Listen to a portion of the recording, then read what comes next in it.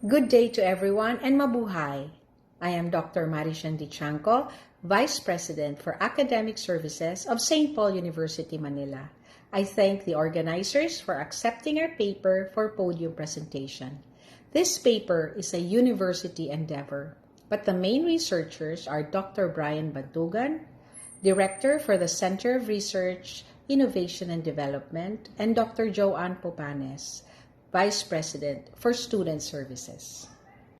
Like with most, if not all universities who were affected by the pandemic, SPU Manila was challenged to find a more fitting learning model for our students, faculty, and other stakeholders. Although this came late in the picture, let me use the design thinking approach in presenting our paper. The pandemic started when we were halfway through the semester. The Philippines was placed on quarantine and we had to shift from pure face-to-face to pure online. After 6 weeks of doing this setup, our students became upset and restless, leading to complaints and calls for help. Our faculty members were just as tired and helpless, so we decided to stop for 1 month and listen to our students and faculty by running 2 surveys and doing small group discussions at the program, college, and university levels to understand them. This, for us, is empathy. Both surveys had closed and open-ended questions. The first survey asked the students and faculty about their perception of the online classes which we started in April of 2020, types of internet access used at home, gadgets used for online teaching, online platform used in these classes, and the learning tools both groups are willing to try, and online activities that were used by the teachers last April. The open-ended questions looked at reasons for non-compliance and the strengths and weaknesses of these online classes which we started last April. The last question sought for suggestions to improve the online classes. The second survey looked at internet connectivity, learning preference, preferred teaching learning strategies, assessment methods, attention span of the students, and preference on information intake and schedule of classes which our students preferred. Defined is the second phase of design thinking. This meant redefining and refocusing our questions based on the real needs of our students and faculty. So we conducted 2 surveys to get empirical data. The first survey was on the experiences of our students and faculty on online classes. Results show that majority of our students, 67.4%, perceived that the online classes implemented were mildly effective, while majority of the faculty, 55.8%, perceived it to be moderately effective. Wi-Fi was the most used internet access for both groups, and the cell phone was the widely used gadget for online classes for both groups.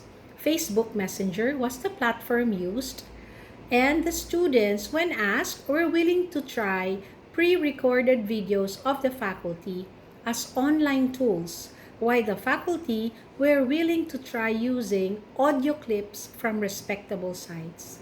The 3 strengths of the online classes for the students were consideration of and efforts extended by the faculty and academic managers, extension and leniency of deadlines, and concern of administration for quality in education, while understanding the needs of the student, while for the faculty, the strengths were commitment of the faculty and academic management, presence of a template for modules, and student readiness. The top 3 weaknesses of the online classes were similar for both groups: technology and internet limitations, lack of preparation for the online mode of teaching and learning, and faculty readiness to facilitate online classes. And both groups were united in recommending that there must be a unified learning management system. that faculty must be given training on how to facilitate online training and learning, and that teaching strategies must match online mode of learning. The second survey, which looked at the student's profile, revealed the following.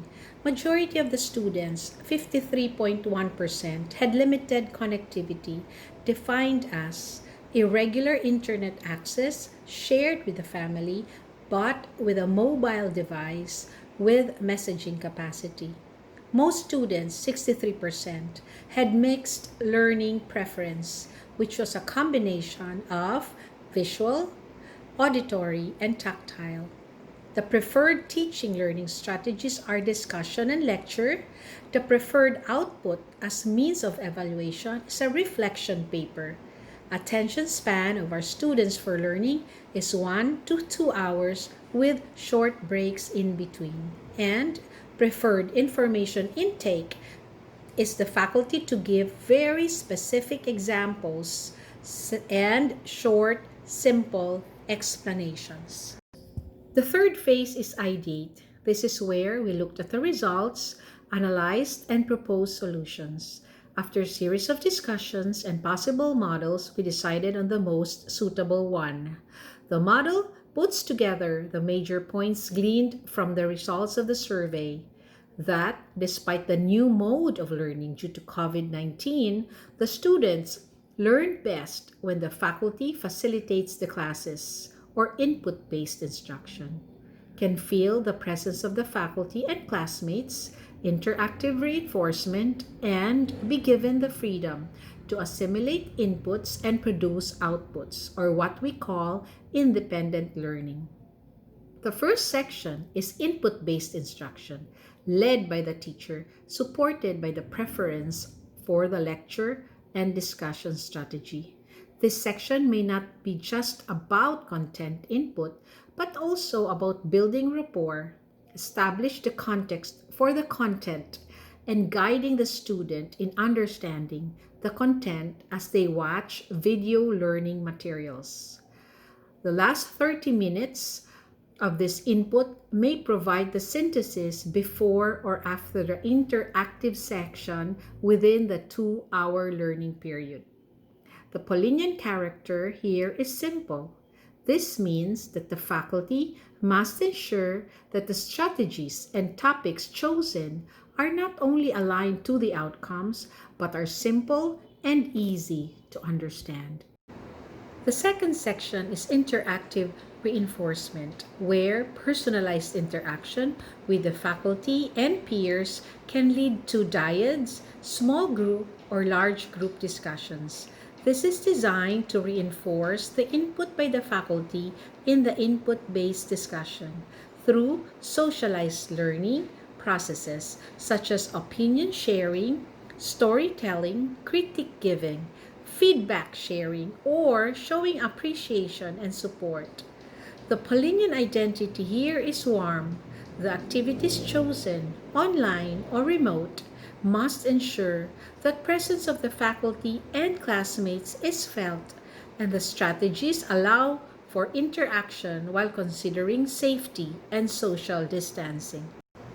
The third section is independent learning, which is supported by the student's preference for reflection papers. This, in essence, should involve personal reflection, not necessarily the production of a reflection paper, although writing one's reflection could have many benefits beyond academic. In a modular delivery of learning, this might involve offline learning experiences decided upon by the learner with proper guidance of the faculty in relation to the content discussed or chosen from options given by the teacher. This is learning decided upon by the learner, an exercise of personal responsibility towards his own growth, which must be shared to the class later on. The Paulinian character here is active, allowing the students to learn on their own, but with supervision and guidance. The fourth phase is prototype. we put out the model and the possible approaches to the academic community through orientation and training sessions. There is no one ideal sequence to the delivery of the 3 I's in a 2 or 3 hours learning period delivered as a module. Connecting all 3 I's is the use of audiovisual learning tools that must be embedded in all sections and must help tie together all of these 3 sections. The approaches, input-based instruction, interactive reinforcement, and independent learning must be completed every session, but the sessions may not be done daily. The model will be used for the essential topics identified by the faculty beforehand based on learning outcomes. After 2 months of working on the results and creating a learning packet that enfleshes the model, we put the DLP to a test in June. We made a survey to evaluate the DLP and improve the packet based on the comments of the students and faculty members. We did series of faculty trainings on how to make the DLP better and how to run the classes in preparation for the current school year 2020-2021. A video on the use of the model through the DLP was also created, shared to all students and faculty, and used for orientation. This video can be accessed at any time by anyone in our academic community. Another evaluation will be done in November to once again empathize with our students and faculty, redefine the needs, and come up with better solutions for academic and student success. This research made us appreciate flexible learning in the midst of a pandemic. Our students felt that they were listened to and they can see their recommendations come to life through the model and DLP, more so in the classrooms.